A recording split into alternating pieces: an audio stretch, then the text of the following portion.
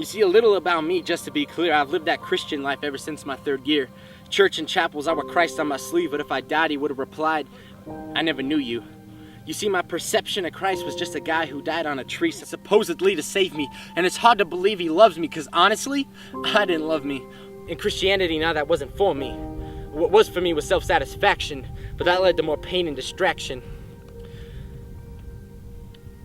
You see, inside me there was no conversion, only perversion. And while he was at the door knocking, while he stood there arms outstretched, hanging on the cross for me, I pushed him aside and did my own thing.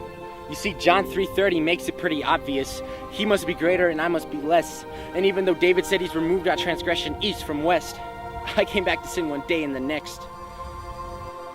You see, Christ gave himself up as a sacrifice, but I was the fool that wussed out and denied him thrice. And I heard that God's grace was full and abundant, but to me, man, that message became dull and redundant.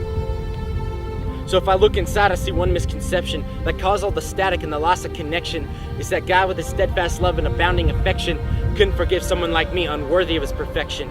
You see, I never thought that the great I Am could ever save me from who I am. So completely and utterly broken, I put on a mask of someone who could not be broken. And what a lot of people took as Christ loving me, honestly, was really my insecurity saying, please don't reject me. But let's go a bit deeper beyond the surface and see what caused me to think that I was worthless. At age 11, man, I remember distinctly me home alone and a laptop in front of me.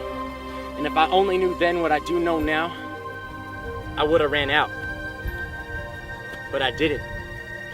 And now here I am 7 years later, regretting every minute of it. The pixels on the screen were full of lies and deceit, and an addiction grew that wouldn't release me from its grasp. And now looking back, it wasn't the pixels' fault, man, the blame was on me. A wise man once told me after some confession that I didn't want to stop and that I wouldn't listen.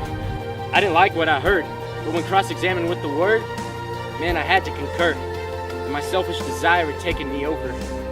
7 years later, I can stand before you, not a perfect man, but one who strives every day to be infected with Christ, not controlled by desire, dying to myself and following in the blood-stained steps of my Savior.